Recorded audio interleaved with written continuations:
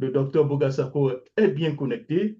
Alors, sans trop tarder, nous allons rapidement du côté donc de... Nous commençons donc notre émission. On va parler de la réforme de la gouvernance électorale, ce qu'on appelle donc la CEI.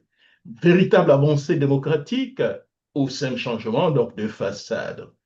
Notre invité que vous connaissez déjà, docteur Bogasako Gervais, président de la FIDA, et il est en exil depuis bientôt une année. Nous allons donc échanger avec lui. Alors, pour introduire donc notre émission, les gentlemen qui nous suivent, le gouvernement ivoirien a présenté dans son projet donc de réforme de la gouvernance électorale avec une nouvelle architecture qui remplacerait l'ancienne commission électorale indépendante. Cette nouvelle organisation serait donc articulée autour donc, de trois structures. Cependant, plusieurs partis d'opposition, notamment le PPACI, n'étaient pas du tout présents. Le PDCI et le FPI étaient, mais n'ont pas réellement participé au projet de ce nouveau projet. Cette réforme peut-elle réellement donc renforcer, cher ami, donc la confiance dans le processus électoral, ou il s'agit simplement donc d'une nouvelle appellation pour un système qui serait pratiquement la même chose, comme le diraient donc les Ivoiriens, c'est du pareil au même. Et pour en parler, nous avons donc notre invité, quelqu'un que vous connaissez très bien dans ce labo Côte d'Ivoire, le docteur Bokasako Gervais, depuis Washington, D.C. Docteur, est-ce que vous nous entendez? Oui, bonjour Jacques Roger, je salue tous les amis, frères et sœurs de la Côte d'Ivoire, de l'Afrique. Je salue toute la diaspora également qui nous suit. Et c'est un plaisir de retrouver notre plateau de Labo Côte d'Ivoire sur l'actualité sociopolitique. Merci de me recevoir, Jacques Roger.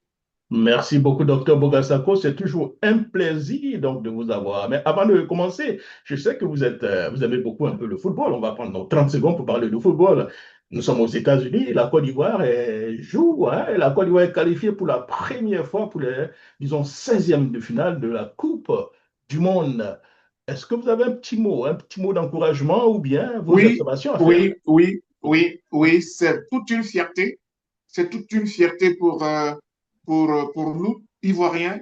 Et il faut saluer ces jeunes-là qui nous font plaisir et puis dire que c'est historique pour une nation qui quand même toujours fait l'objet des polémiques. On considère qu'on n'est pas on n'est pas une grande nation de football et pourtant nous sommes quand même 3 fois champions d'Afrique avec des joueurs de renom qui ont reçu le ballon d'or au moins 2, 3, 4 fois, 5 fois, pour ne pas citer Didier Drogba ou Yaya, Touré Yaya. Donc, franchement, nous sommes en train d'écrire les plus belles lettres d'une nation de football et c'est une fierté. Moi, je pense, avec le jeu qu'on a déroulé devant l'Allemagne, je pense que nous méritons d'aller beaucoup plus loin dans cette compétition et je pense que ce sera pour le bon plaisir de la planète football. Mhm. Merci beaucoup, docteur. Ce n'est pas du tout le sujet, mais puisque vous êtes là, vous parlez beaucoup plus du panafricanisme. Je vous permets rapidement de répondre à une polémique qui fait déjà le tour donc, de l'actualité. C'est donc l'Allemand, j'ai oublié son nom, hein, qui, en parlant du football africain et de la Côte d'Ivoire, hein, a utilisé l'expression donc, de sauvage. C'est un football sauvage. Alors que la majeure partie donc, de nos nationaux sont formés en Europe et parfois même ils sont nés en Europe. Alors, rapidement, en 30 secondes, qu'est-ce que cela vous Non, inspire? c'est malheureux. C'est malheureux de sa part d'avoir utilisé l'expression sauvage parlant du football qui se déroule sur notre continent. Je pense que la planète tout entière reconnaît aujourd'hui les talents africains et les clubs européens, même les pays européens, ils savent très bien que la manne footballistique de leurs différents clubs, c'est pratiquement l'Afrique qui la comble. Et donc, s'ils nous traitent de footballeurs sauvages, qu'ils sachent que nous, au moins, nous avons, ça veut dire que c'est le talent brut, c'est le talent nature qu'il a voulu. Et je pense que l'expression sauvage est regrettable. Ce qu'il a pensé peut-être vouloir dire, c'est que nous avons un football naturel. C'est-à-dire que le talent en Afrique, il est inné. On n'a pas besoin de faire.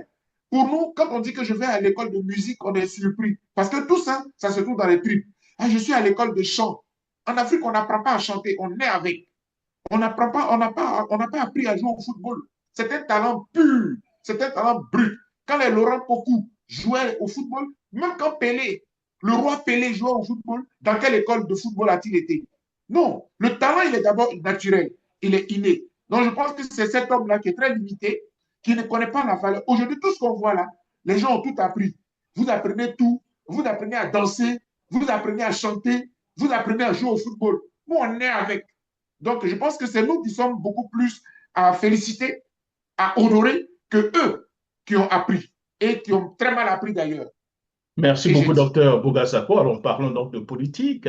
On parlera donc de la réforme donc de la commission électorale indépendante. Alors, parlons donc de la méthode d'abord, docteur Bogasako.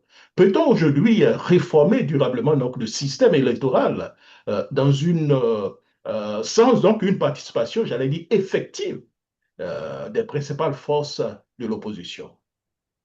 non, ce n'est pas possible. Ce n'est pas possible. Il suffit simplement de regarder l'histoire. Il suffit simplement de regarder comment la commission électorale indépendante a été mise en place. C'est à l'issue d'une concertation des partis politiques et de la société civile. Et donc, on ne peut pas créer une nouvelle, on ne peut pas réformer sans tenir compte de comment la base a été constituée. Donc, et on l'avait déjà dit, mais il faut peut-être le rappeler. Le RHDP au pouvoir ne peut pas à lui seul concevoir une commission électorale indépendante et puis appeler les autres pour venir les suivre. Ce n'est pas possible. Parce que ce que nous avons décrié et que finalement le président Ouattara a accepté de changer, de réformer, c'est, comment dirais-je, l'unilatéralité de cette commission-là, comment dirais-je, la caporalisation de cette commission-là, c'est pratiquement l'émission du parti politique RHDP dans la commission. Donc, si le RHDP qui est déjà décrié, cette commission qui est déjà vomi, et l'expression n'est pas assez forte, va être remise en place par le RHDP seul, autant dire qu'on est foutu dans la crédibilité. Parce que ça manque de crédibilité. Et ce que nous reprochons à la commission, c'est la trop forte intrusion du RHDP dans cette commission-là. Donc, si le RHDP lui seul se renferme et qu'il nous crée une commission, c'est qu'on n'est pas sorti de l'auberge. C'est pour cela que je suis persuadé qu'il n'en sera jamais ici. Alors, comment expliquez-vous un peu donc l'absence du PPACI? Les autres partis politiques n'ont pas ont suivi le communiqué et se sont présentés, mais pas le PPACI. Comment Alors, expliquez-vous un peu cela? Allez-y. oui, laissez-moi être assez clair avec vous. Ce que je pense qui s'est déroulé ce jour-là lors de la réunion. Parce que je tiens à le révéler, pour ceux qui ne le savaient pas, mon organisation, la FIDOC, la Fondation internationale pour les droits de l'homme et la vie pacifique, a bel et bien été conviée. J'ai été invité, j'ai reçu un courrier depuis ma position ici aux États-Unis, venant du ministère du ministère de l'Intérieur, notamment de la direction générale de l'administration du territoire, qui a adressé la plupart des courriers, m'a donc adressé un courrier m'invitant à la primature pour assister à cette rencontre-là. Je dois préciser que la FIDOC, dont je suis le président, a participé au dialogue politique dernier, à la 5e phase. Et donc, c'est sur la base de notre participation au dernier dialogue politique que nous avons été invités aujourd'hui. Et nous avons tenu une réunion et notre secrétaire général, M. Marcelin Akessé, a été mandaté pour représenter la FIDOC à la primature. Donc, je tenais d'abord à faire cette précision-là et que nous avons participé. Mais nous ne sommes pas fiers de participer à une telle rencontre quand on sait qu'il y a d'autres organisations de la société civile qui méritaient aussi de participer à ce dialogue-là. Quand on sait qu'il y a d'autres partis politiques qui méritaient également de participer à ce dialogue-là. Par exemple, au niveau des ONG, avec ma consoeur Picheri Balé, on s'est toujours battu pour demander que le dialogue politique soit inclusif, que le dialogue soit ouvert à tout le monde, ce qui n'est pas encore le cas. C'est pareil pour les partis politiques. À l'époque, le parti de Mme Gbagbo ne participait pas, le MGC, comme le parti de Blé Goudé, le COGEP ne participait pas également. Et donc, tout cela, nous estimons que si nous voulons avoir une concertation nationale, j'allais dire, il faut qu'on la rende inclusive pour que tout le monde participe. C'était une première mise au point. Deuxièmement, ce que moi j'ai compris dans cette rencontre, s'agissant de la méthode, moi je ne veux pas rejeter du revers de la main ce qui s'est passé. Parce que dans mon entendement, dans ma démarche intellectuelle, je me dis, le gouvernement a dissous la commission électorale indépendante. Et pour pouvoir mettre en place la nouvelle commission, le gouvernement ne peut pas ne pas associer tous les partis politiques. J'allais dire les partis politiques actifs, véritablement, de même que les organisations de la société civile ivoirienne, dont la matière est la démocratie et les droits de l'homme. Donc, c'est tout à fait normal que le gouvernement ouvre. Maintenant, lorsque nous allons au dialogue politique, quelle est la base à partir de laquelle les discussions vont se dérouler? Quel est le document de base sur lequel nous allons parler? C'est ce document-là que le Premier ministre a présenté. Je tenais vraiment à le dire de façon plate et de façon simpliste. Lorsque nous avons été au dernier dialogue politique, arrivé à la primature, on nous a remis un draft comme étant les propositions, les canevas d'analyse du gouvernement. Et c'est sur la base de ce document-là que les discussions ont eu lieu.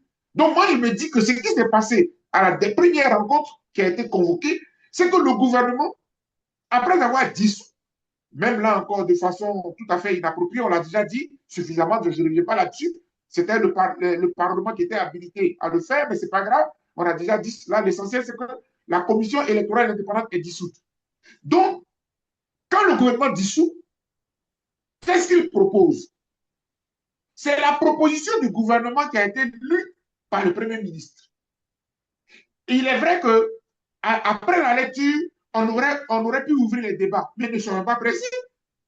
Mon cher Jacques Roger, je voulais préciser que le dernier dialogue politique, il a eu lieu à la mi-août 2021. Je me rappelle très bien, je suis arrivé d'exil le 9 juillet 2021 et j'ai été convoqué. Le dialogue s'est ouvert à la mi-août, je crois que ça doit être le 14 ou le 9, peu importe la date, mais c'est au mois d'août. Et on a conclu au mois de mars, le 22 mars 2022. Donc, il faut que les gens comprennent que ce n'est pas le même jour où nous avons été conviés à la primature que les débats devraient en même temps avoir lieu. Les débats viendront. Et moi, je suis persuadé que le gouvernement sait que les débats viendront parce que le gouvernement a fait une proposition. Sinon, auquel cas, on aurait pu partir, puis le Premier ministre aurait lu un décret. Il aurait pu lire un décret qui peut-être aurait pu même être entériné par la suite par le Parlement, puisque le RHDP est majoritaire. Non, là, je ne t'entends plus. Là, je ne t'entends plus. Là, je ne t'entends pas. Là. Voilà. Non, là, désolé, mais là, je ne t'entendais pas. Allô, est-ce que vous m'entendez, docteur Bogaya? Voilà. Là c'est bon. Là. Je vois que quelque chose Je avait... disais que ça, c'est les raisonnements logiques, c'est ce qui devait se passer. Mais ce gouvernement Oui, nous a habitués pratiquement à des décisions, j'allais dire oui, unilatérales. exactement. Et c'est sur la base de la pratique du RHDP que beaucoup de commentaires ont pullulé de part et d'autre, disant que le gouvernement nous a lu sa proposition, c'est sûr que ça sera validé. Non! Mhm. Moi, je ne veux pas, il ne faut pas qu'on soit, c'est-à-dire qu'il ne faut pas qu'on soit déjà pessimiste et qu'on soit rabat-joie et qu'on ferme la porte. S'il n'y avait pas de discussion, on n'allait pas nous convier. Si on nous a conviés à la primature, ils nous ont fait part de leurs propositions. Maintenant, à nous d'aller dans nos partis politiques, dans nos organisations de la société civile, d'analyser leurs propositions, de la critiquer, de la décortiquer et de faire nos contre-propositions. Et lorsqu'on sera convié à nouveau, nous allons dire ce que vous avez proposé là, voici où nous voyons les limites, nous ne sommes pas d'accord avec ci, nous ne sommes pas d'accord avec ça, voici ce que nous pensons. De mon point de vue, en Mhm. toute logique scientifique et intellectuelle, voici comment les choses doivent se passer. Mais Oui, on mais, allait à la première oui, rencontre, mais docteur Boga, mais puisque vous avez été invité, et vous vous êtes fait représenter. Est-ce que après l'échange avec le Premier ministre, est-ce que vous avez reçu un courrier ou bien un retour? Oui, mais je suis en train de vous expliquer que la phase 5 du dialogue politique, comment ça s'est passé? On a été Mhm, conviés à la mhm, rencontre d'ouverture avec le Premier ministre. Il a fait la déclaration d'ouverture et puis on s'est séparés. Et on a été conviés la semaine qui a suivi à d'autres échanges, à d'autres séances de travail. Donc, pour moi, c'était l'ouverture des séances de travail et le gouvernement a profité pour nous donner sa lecture et sa vision de la nouvelle commission. Et dès l'instant où nous on a entendu, on va aller maintenant réfléchir pour faire nos contre-propositions. Donc pour moi, rien n'est encore décidé, rien n'est encore joué. Et même sur la démarche, c'est vrai que, et là je suis d'accord avec les critiques et même avec ce que tu dis, c'est que le premier jour, on aurait pu nous donner un calendrier. On aurait pu nous donner un calendrier pour dire, bon, aujourd'hui, c'était la lecture, donc on vous a présenté l'exposé liminaire, la proposition du gouvernement, vous allez aller réfléchir et puis on se retrouve à telle date. Mais je ne suis pas surpris parce que dans le dialogue 5, à la phase 5, il n'avait pas procédé de la même manière en nous donnant un calendrier. Il n'y avait pas de calendrier. On est rentré chez nous quand le Premier ministre était disponible et là, le gouvernement était disponible. On nous envoie les convocations et nous nous sommes retrouvés plus d'une fois. Je vous rappelle que ça a commencé en août et ça s'est achevé en mars. Et dans tout ce temps-là, nous avons eu peut-être 7 à 8 rencontres au cours desquelles nous avons discuté, nous avons fait nos propositions jusqu'à ce qu'on ait les recommandations. mhm, Malheureusement, mhm. parmi les recommandations, il n'y avait pas eu de comité de suivi. Quand il n'y a pas de comité de suivi tripartite, gouvernement, société civile, parti politique, c'est un peu comme si on discutait dans le vent. Puisqu'on D'accord. a fini de discuter et toutes les recommandations étaient à la disposition du gouvernement qui pouvait les appliquer comme ne pas les appliquer puisqu'il n'y a pas de comité de suivi. Maintenant, Alors, pour mhm, terminer, vous avez dit comment analyser l'absence du PPACI. Je ne sais pas si en tant que vous avez quelque chose à dire. mhm. Allô? Non, Oui? mais oui, je voulais me prononcer là-dessus. Ok, Sinon, allez-y. Oui. tu Mhm. as l'attitude si tu veux toujours rebondir sur ce que je viens de dire. Oui, je vous écoute, docteur Bouga. Tu voudrais rebondir sur ce que j'ai dit ou bien je peux y aller? Allez-y, allez-y, docteur Bouga, sur l'absence du PPAC. Voilà. Donc, je disais que l'absence du PPACI, comment est-ce qu'il faut la comprendre? Comment est-ce qu'il faut l'analyser? D'abord, le parti du président Laurent Gbagbo, c'est un parti politique, donc il fait de la politique. Le PPACI fait de la politique. La politique, ça veut dire quoi? Le PPACI, il a aussi ses priorités. Les priorités du PPACI, c'est d'abord qu'il y a des prisonniers d'opinion. Le PPACI aurait aimé que, et nous-mêmes, quand nous allons au dialogue politique, là, pour ceux qui étaient à la dernière phase, ça se passe toujours comme ça. Quand on arrive, nous avons des préalables. Et ce que le PPACI fait, c'est un peu une façon d'exprimer ces préalables. L'un des préalables du PPACI, ce sont les milliers de prisonniers politiques. Le gouvernement ne peut pas venir nous demander de discuter sereinement sur une commission électorale dans un contexte où la dernière élection a fait des prisonniers. Il y en a près de 1500, plus de 1500. Donc la logique aurait voulu que pour apaiser le climat, pour contenter tout le monde, pour que nous tous nous soyons contents d'aller discuter, libérons quand même les prisonniers. Surtout que le quatrième mandat, là, bien que nous le combattons, il est quand même en exécution. Donc vous êtes toujours au pouvoir. À partir de là, il faut libérer les prisonniers d'opinion. Deuxièmement, le PPACI peut aussi estimer que les populations qui sont déguerpies à Koumassi et à Port-Boué, ce sont des priorités sur lesquelles le gouvernement devrait se prononcer. On est quand même ahuri Oui, mais de justement, savoir docteur que Bouga, est-ce que ce n'est pas ce qui freine parfois les débats dans la mesure des préalables? Je comprends parfaitement les sept préalables. Mais là, il s'agit donc de parler de la CEI et quand on arrive, on parle d'autres préalables. Est-ce que cela ne rend pas un peu les débats un peu compliqués parfois? non, c'est-à-dire que nous tous, on a toujours fait ça. C'est-à-dire que ce que je ne peux pas, je ne peux pas accepter, c'est Mhm. la politique de la chaise vide. C'est ça. C'est la politique de la chaise vide. C'est-à-dire que nous, on est parti pourquoi? On est parti avant d'ouvrir les discussions, je peux lever la main pour faire un préalable. Voici comment on a toujours procédé en tant que syndicaliste, ou en tant qu'association, ou en tant qu'intellectuel. Tu as des préalables, mais si tu n'es pas présent, comment tu veux qu'on prenne en compte tes préalables? Il faut que tu sois présent. Cher ami, je voudrais vraiment profiter de la préoccupation pour le dire de façon claire et nette. Nous nous sommes battus pour que M. Ouattara nous accorde un dialogue politique. On a toujours crié pour que M. Ouattara ouvre le dialogue politique. Ils se sont levés pour aller rencontrer la CAPSI. Souviens-toi, lorsque M. Bakongo et le RHDP, quelques ministres, sont allés rencontrer Mme Gbagbo à sa résidence, avec, vous vous rappelez, avec les blés boudés et tout ça. Et on avait dit non, nous n'avons pas besoin d'un dialogue interparti politique, nous avons besoin d'un dialogue républicain. Gouvernement, parti d'opposition, société civile. C'est ce qu'on a toujours réclamé. Maintenant que le gouvernement ouvre le dialogue, pourquoi on va être absent? Moi, je ne serai jamais absent.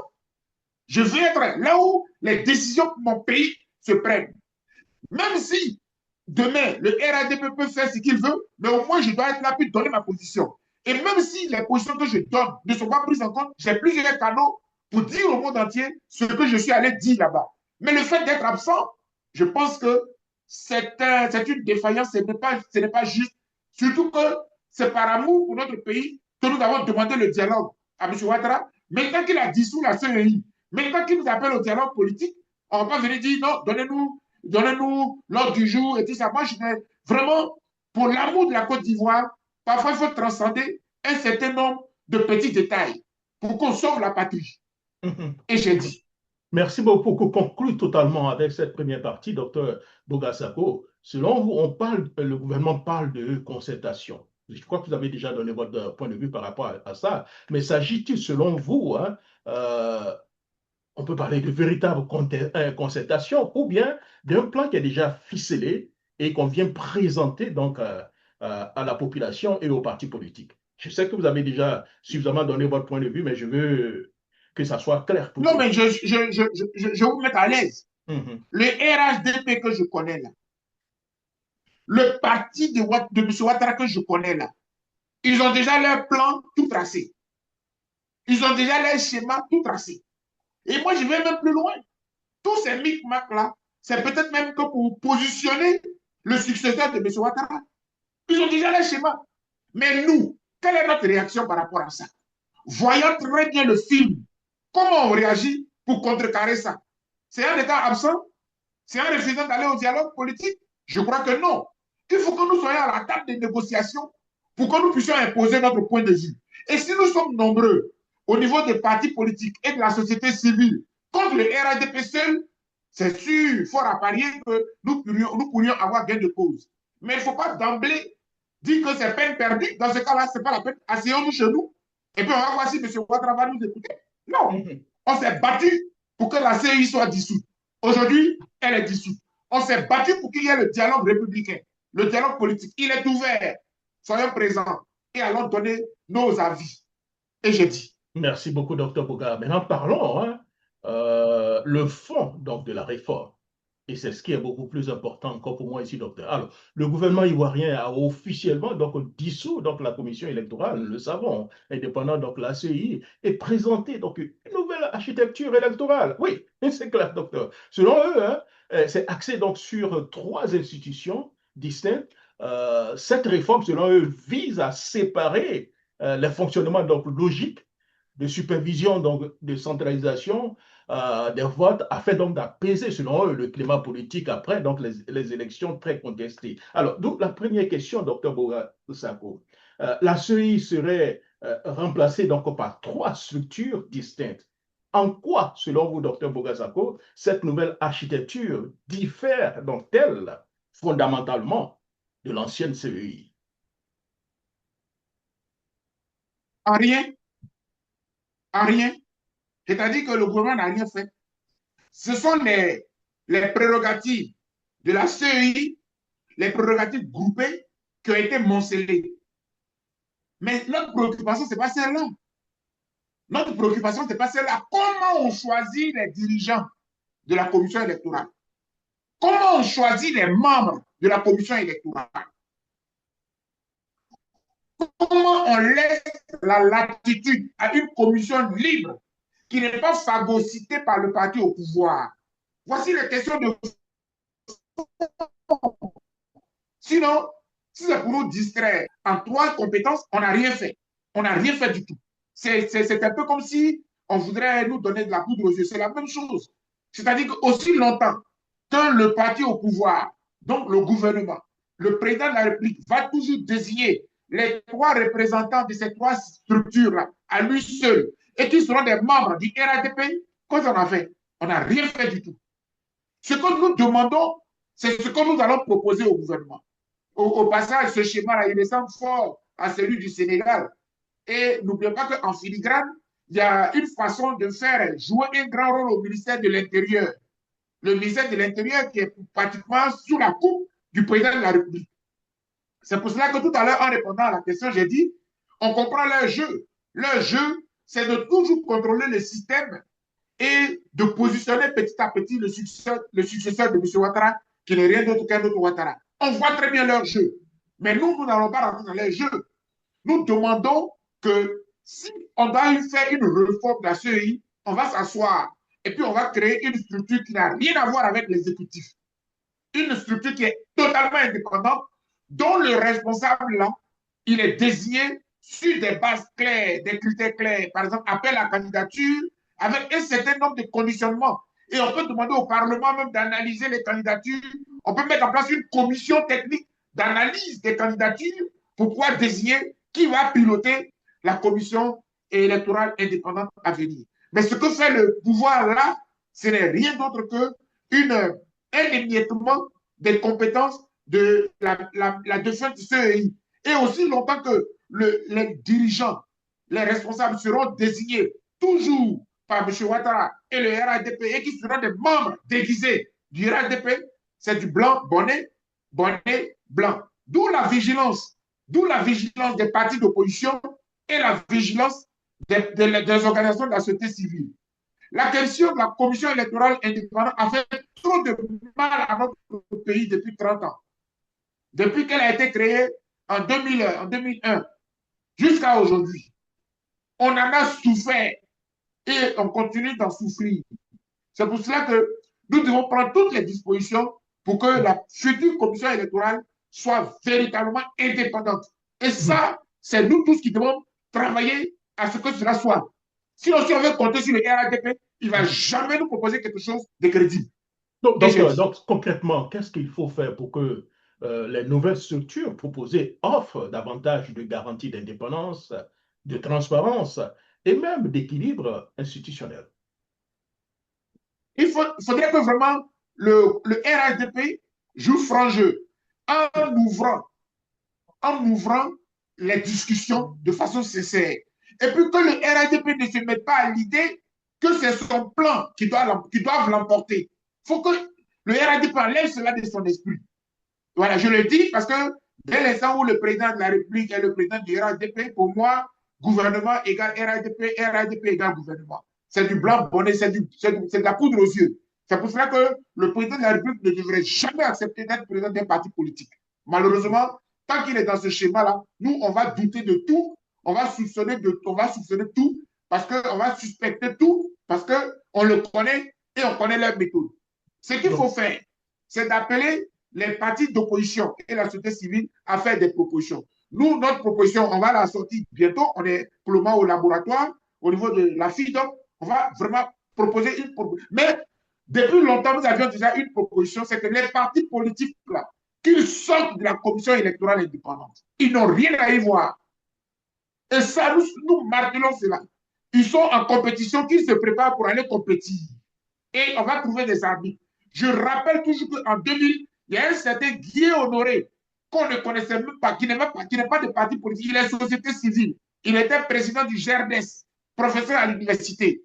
C'est lui qui a arbitré les élections. Sinon, M. Gbagbo Laurent ne serait jamais président en Côte d'Ivoire. Guy Robert dit qu'il avait gagné. M. Guy Robert, le général, il dit qu'il avait gagné. C'est la commission électorale, son président. C'était la commission nationale électorale, M. Guy Honoré, qui a tapé du poing sur la table pour dire non, les résultats que j'ai là, ce n'est pas M. Guy Robert qui a gagné, mais c'est plutôt M. Babolo. Donc, je veux dire qu'il y a des personnes comme ça en Côte d'Ivoire qui n'ont pas d'ambition présidentielle, qui ne sont pas préoccupés et qui peuvent sauver la patrie. Nous avons besoin des technocrates, nous avons besoin des patriotes, nous avons besoin des gens qui aiment le peuple plus que le président, plus que les partis politiques. Et je vous assure que, Jacques Roger, si on a un tel organe, toi et moi, on n'a pas besoin de nous battre. Quel que soit celui qui va être élu, nous serons soumis à ce monsieur-là comme étant le résultat du vote populaire. Mais aussi longtemps que le RADP va vouloir tripatouiller, manipuler pour contrôler la nouvelle organisation qui va venir, et que les partis politiques vont dormir, nous allons souffrir encore pendant longtemps. Donc, pour conclure, si je comprends très bien votre raisonnement, docteur Bogasako, le problème n'est pas réellement institutionnel, mais réside plutôt dans les personnes qui dirigent les institutions et dans leur mode de désignation, si je comprends bien. Exactement, exactement. Et c'est tout à fait le pied de nez que nous envoyons à M. Barack Obama. En tant qu'intellectuels, nous avons tous analysé les propos de Barack Obama qu'il avait prononcés au Ghana. L'Afrique n'a pas besoin d'hommes forts, l'Afrique a besoin d'institutions fortes. Oui, mais les institutions, là, elles doivent être animées par des hommes intègres, par des hommes loyaux, par des hommes qui aiment la patrie, qui aiment le peuple, qui aiment le pays, beaucoup plus que leurs propres intérêts. C'est ce qui nous manque en Afrique. Donc, on peut créer autant d'institutions qu'on veut. Tant qu'on n'a pas des gens crédibles pour les animer, on va toujours être bloqué. Donc, aujourd'hui, le problème, ce n'est même pas de bâtir une nouvelle CEI. C'est comment on choisit les animateurs de cette CEI-là. Comment on désigne les membres de ces institutions-là qui ne sont pas sous la coupe de M. Ouattara. C'est ça notre problème aujourd'hui. Qui est capable de dire à M. Ouattara qu'il a perdu? Comme Guy Honoré avait dit à Guy Robert, le tout-puissant général, avec son armée, il lui avait dit, monsieur, vous avez perdu les élections. Ce sont des gens comme ça qu'il nous faut, qui soient capables de regarder droit dans les yeux du RNDP pour dire, vous avez perdu. Ce n'est pas vous qui avez gagné. Tant qu'on n'a pas les hommes crédibles, on ne peut pas dire qu'on a avancé. Et pour cela, on peut faire appel à la candidature. Si on est trop fâché, on peut faire un référendum même sur des personnes qui peuvent se proposer. Parce que l'arbitre, il est extrêmement important. Notre problème, il nous faut un arbitre neutre. Et puis, plus jamais d'exclusion des candidats de liste électorale. Ça aussi, il faut que le RADP le comprenne. Tout ce qu'ils sont en train de faire là, ce n'est pas pour nous faire gober que Laurent Gbagbo est exclu, Tidiane Thiam est exclu, Bégoudé est exclu. Ce n'est pas ça. Hein? Le préalable des préalables, on va prendre une loi d'amnistie, on va balayer tout. Tout le monde sera sur la même liste. Et tout le monde va aller à l'élection avec des arbitres propres. Celui qui a gagné, on va applaudir. C'est tout. Et j'ai dit. Alors, parlons donc des enjeux politiques, hein, puisqu'on parle donc de réforme. Cette réforme, selon vous, si elle est bien appliquée, combien les gens qu'il faut à la place qu'il faut, est-ce que ça peut réduire donc les risques de contestation des prochaines élections présidentielles, selon vous? Oui, c'est tout à fait dans de bonne foi. S'il n'y a pas d'intention de piper, le problème, il est là. Mon cher Jacques Roger, quelles que soient les questions que tu vas poser, tu vas tomber sur les mêmes réponses avec moi. C'est-à-dire que tout ça là, c'est du pipeau. Aussi longtemps que le RADP voudra manipuler, tripatouiller pour positionner son gars, pour maîtriser la commission, on va toujours retomber dans les crises en Côte d'Ivoire en un point fini. Les crises graves où il y a 3 000 morts, 4 000 morts, 5 000 morts. Il faut que le RADP enlève de sa tête qu'il organise les élections pour les gagner. Il faut que le RADP enlève ça de son esprit. On peut organiser une élection et puis la perdre. C'est ça que les gens doivent retenir. Et pour cela, il faut nommer des gens incorruptibles, capables de dire les résultats tels qu'ils sont. En ce moment-là, même quand tu as perdu, tu prends ton téléphone et puis tu appelles le vainqueur. Voilà ce qu'il nous faut. Donc, la question, pour répondre simplement, si le RADP a une arrière-pensée pour pouvoir piper le jeu et vouloir nous imposer quelqu'un, on ne sera pas sorti. D'ailleurs, même ce sera encore plus grave. Que, voilà. Et ils n'ont qu'à commencer déjà par remettre tout le monde sur la liste électorale. Ils n'ont qu'à commencer déjà par dépoussiérer la liste électorale des gens qui ne méritent pas d'être sur la liste électorale. C'est tout ce travail-là que nous devons faire avant qu'on en arrive à 2030. Et j'ai dit.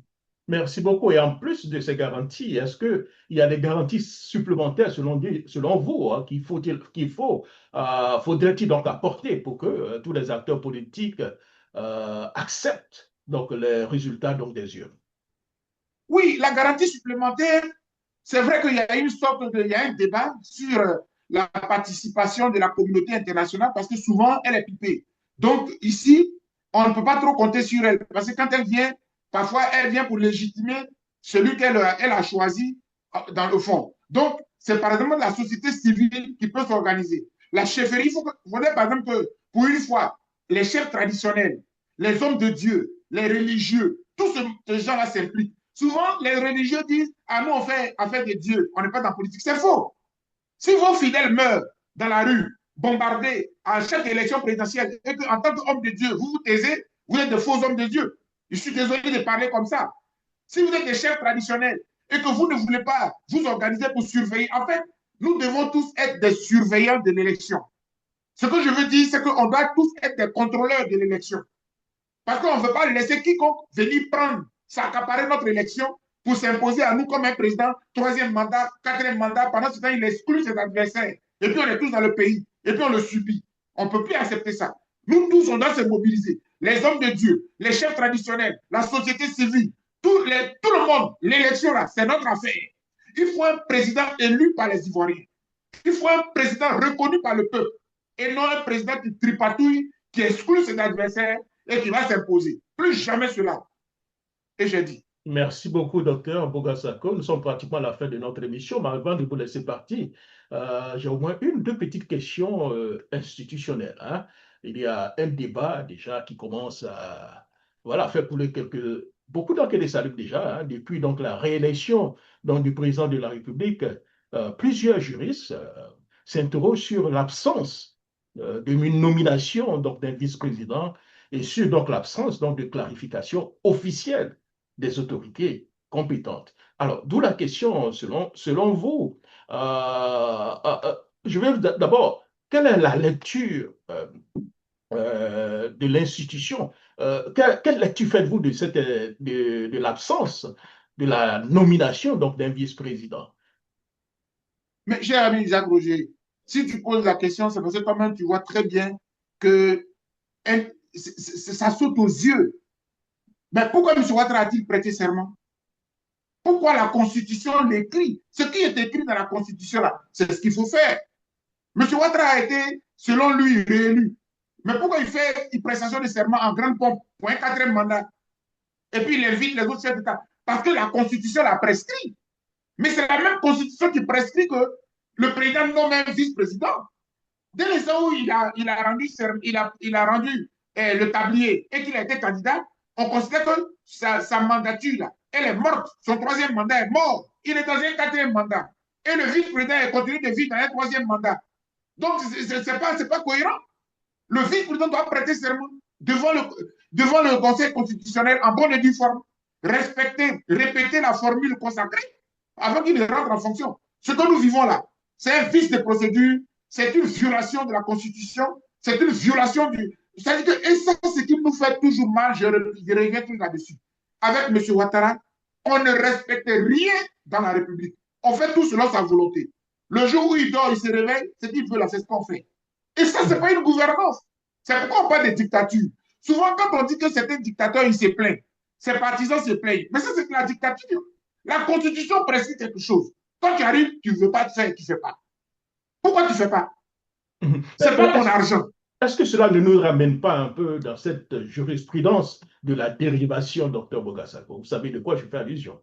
Mais bien sûr, c'est la même jurisprudence-là quand on est élu par dérivation. C'est-à-dire que j'ai toujours dit dans la plupart de mes conférences et des livres que j'ai écrits, M. Ouattara est un inéligible notoire en Côte d'Ivoire. C'est-à-dire que si on met appliquer le droit, M. Ouattara ne sera jamais candidat. La dernière décision de justice qui est sortie, contre M. Ouattara, c'était en 2000. Et elle a été prononcée par M. Comment il s'appelle, le président de la Cour suprême, M. Tiakone. Il dit que les candidatures de M. Ouattara à l'élection présidentielle sont rejetées, à la députation sont rejetées pour nationalité douteuse. C'est-à-dire que depuis qu'il a prononcé cette phrase-là, il n'y a pas eu une autre jurisprudence pour contredire ça. À partir de là, si on veut regarder les articles 35 hier et 55 pour les appliquer, M. Ouattara ne sera jamais éligible. Parce que sur sa nationalité, il y Mais a toujours un doute. est-ce qu'il n'est pas venu se dédire un peu? Peut-être, je vous comprends, hein, sur ce point-là, il ne s'est pas prononcé, mais est-ce qu'il ne s'est pas un peu lui-même dédire un Non, petit mais peu? quand il se dédisait, il n'était plus président du Conseil constitutionnel. Hum, Et tu penses avoir les pressions qu'il a subies dans son village. Donc hum, ça, là, nous, on ne rentre pas dedans. Quand il hum. était président, c'est ce qu'il a dit, c'est ce qu'il vaut en droit. Il a dit, c'est un arrêt. Quand il s'est dédisé, ce n'est pas un arrêt. Il s'est dédié dans des conférences, ça c'est pour lui, ça n'engage que lui. Mais dans un arrêt, il a dit que M. Ouattara n'est pas éligible pour nationalité douteuse. Et c'est pour cela que les gens ont pris les armes. Et c'est pour cela que Laurent Gbagbo a dû prendre une décision en contournant la Constitution, en s'appuyant sur l'article 48. On connaît l'histoire de notre pays. On connaît l'histoire de notre... Et même quand M.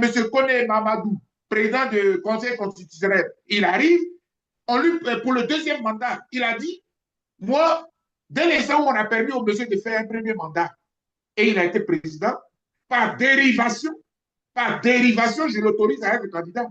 Donc, on n'a pas analysé son dossier au fond. Son dossier n'a pas été analysé au fond. Son dossier a été analysé dans la forme. Comme il a été président en 2010 jusqu'en 2015, par dérivation, je considère qu'il est éligible. Il lui reste un autre mandat. Voici ce que le Conseil constitutionnel avait dit. Mais ça, là, M. Vaudier a démissionné entre-temps. Parce que le professeur Vaudier, en tant que juriste, ne pouvait pas gober cette violation de la Constitution. Et c'est pour ça qu'il avait démissionné. On connaît l'histoire de notre pays, cher ami. On connaît l'histoire de notre pays. Donc, c'est la dérivation là qui continue. Et M. Ouattara ne respecte pas toutes les règles de la Constitution. Il ne respecte pas les lois du pays. Moi, je ne peux pas comprendre ça. Tu es président de la République, tu as prêté serment. Pourquoi ton vice-président ne prête pas serment? Pourquoi il ne prête pas serment? Non, de toute façon, il est vice-président. Rapidement, docteur Boga, avant de vous laisser partir. Alors, moi, je ne comprends pas. Hein. Qu'est-ce qui empêche le vice-président donc de prêter serment? Et d'où la question que je vous pose aujourd'hui. Pensez-vous hein, que donc, le Conseil constitutionnel devrait donc clarifier donc, publiquement cette question afin donc d'éviter toute ambiguïté en cas donc de vacances donc, de pouvoir, maintenant, selon vous? Malheureusement, le Conseil constitutionnel, il ne répond, finalement, je suis désolé de le dire, mais le Conseil constitutionnel, il marche selon les... Moi, je n'ai jamais vu dans aucun pays où un Conseil constitutionnel va aller faire un discours élogieux du président de la République le jour de son investiture. Lisez le discours de Madame la Présidente du Conseil constitutionnel. C'est pratiquement un discours de militant. C'est pratiquement un discours ascenseur. Donc, ce qui fait que nos institutions, de ce point de vue-là, ne fonctionnent pas très clairement. Les membres du RADP sont dans toutes les institutions et les institutions fonctionnent comme des cellules du RHDP.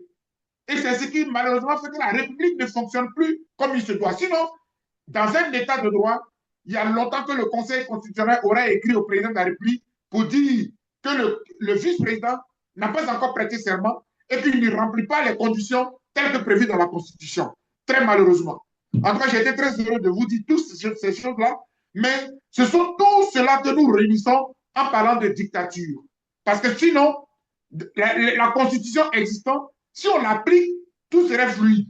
Mais M. Ouattara fait selon sa volonté. Quand il est content, on applique la Constitution. Quand il n'est pas content, le pays s'en va selon sa volonté. Donc, on est dans une république un peu, j'allais dire, mi-figue, mi-raisin. Et j'ai dit.